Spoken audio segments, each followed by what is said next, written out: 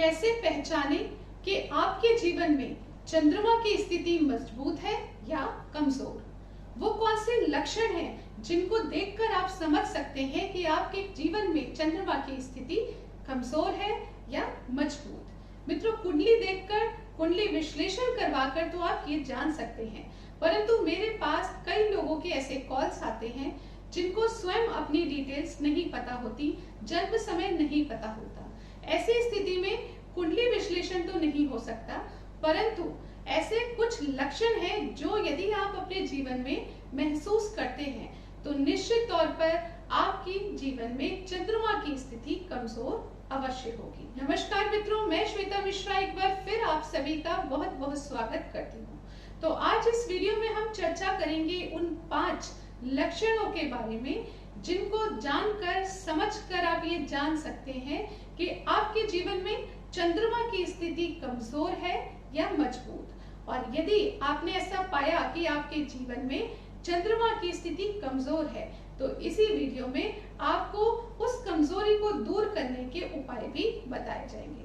तो मैं आप सभी से अनुरोध करती हूँ कि उन उपायों को अवश्य सुनिएगा ताकि आप अपने जीवन में चंद्रमा की स्थिति को मजबूत स्वयं कर पाए। तो चलिए जान लेते हैं पहले लक्षण के बारे में, और वह है स्वयं में सेल्फ कॉन्फिडेंस की कमी। जी हाँ मित्रों, यदि आपके जीवन में आपका चंद्रमा कमजोर है तो आपको कॉन्फिडेंस की कमी महसूस होगी। आपके अंदर बहुत योग्यता है, आप बहुत अच्छे इंसान हैं, आप बहुत कैलिबर रखते हैं, परंतु आप सबके सामने जाकर स्वयं को रिप्रेजेंट नहीं कर पा रहे, या फिर पर्दे के सामने आने में आप घबराते हैं। पीछे से आप सारे काम बहुत अच्छे कर रहे हैं, परंतु सबके सामने आकर अपनी योग्यता दिखाने में, यानी स्टेज पर आने में आपको कॉन्फिडेंस फील नहीं होता। यदि ऐसी स्थिति आपके जीवन में बनी हुई है तो निश्चित तौर पर आपका चंद्रमा कमजोर है।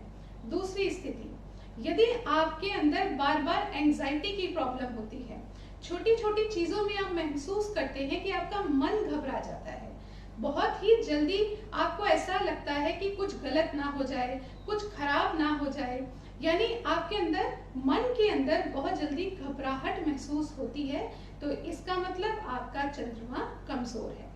तीसरा लक्षण, यदि आपके अंदर नेगेटिव विचारधाराएं बार बार जन्म लेती हैं, यानी किसी ने यदि आपको थोड़ा सा भी कुछ कह दिया तो आप जल्दी हर्ट हो जाएं, बहुत जल्दी उसकी बातों को नेगेटिव ले जाएं और उस नेगेटिव बातों के चलते आप स्वयं को परेशान कर लें, या उस नेगेटिविटी के चलते आपका सर दर्द हो जाए। यदि ऐसी स्थिति आपके जीवन में बनी हुई है तो निश्चित तौर पर आपका चंद्रमा कमजोर है। इसके अलावा यदि आप ओवर थिंकिंग करते हैं, यानी कोई छोटी सी बात हुई नहीं परंतु आप उसको इतना सोच लेते हैं कि अंत में उसमें कोई ना कोई नेगेटिविटी ढूंढकर अपने मन में बैठा लेते हैं, और फिर उस ओवर थिंकिंग का रिजल्ट ये होता है कि आप उस चीज को लेकर डरने लगते हैं, कहीं ऐसा ना हो जाए, कहीं वैसा ना हो जाए, व्यक्ति विशेष मुझे छोड़कर ना चला जाए, मेरे साथ कोई खराब ना कर दे। यदि इस तरीके की परेशानी आपको बार बार महसूस हो रही है, आपके अंदर ओवर थिंकिंग की समस्या बहुत ज्यादा दिख रही है, तो निश्चित तौर पर आपका चंद्रमा कमजोर है। इसके अलावा यदि अक्सर आपका मन उदासीन रहता है, जीवन में कोई परेशानी नहीं है, सब कुछ सही है, सब लोग प्यार करते हैं, परंतु फिर भी आपका मन उदासीन रहना, मन में किसी प्रकार की जोश, स्फूर्ति महसूस ना होना, ये भी चंद्रमा कमजोर का ही लक्षण है। इसके अलावा अगला चीज जो बहुत इंपॉर्टेंट है वह यह है, किसी भी प्रकार से आपकी मदर से, यानी आपकी माँ से यदि आपका अंडरस्टैंडिंग में कमी महसूस होती है, या फिर मदर के प्रति चिंताएं बनी रहती हैं, माँ का स्वास्थ्य कमजोर रहता है, या फिर जीवन में माँ का सुख देखने को नहीं मिल रहा, यदि ऐसी स्थिति भी आपको देखने को मिल रही है तो इसका मतलब आपका चंद्रमा कमजोर है।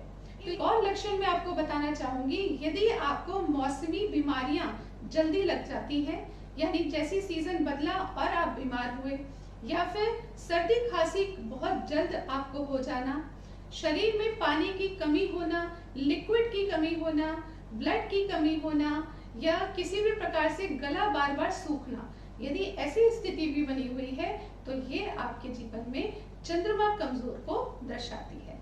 तो अभी हमने वो 5 लक्षण जाने जिनसे हम ये समझ सकते हैं कि हमारा चंद्रमा कमजोर है या मजबूत। यदि ये लक्षण आपको देखने को मिल रहे हैं तो निश्चित तौर पर आपको उपाय कर लेने चाहिए।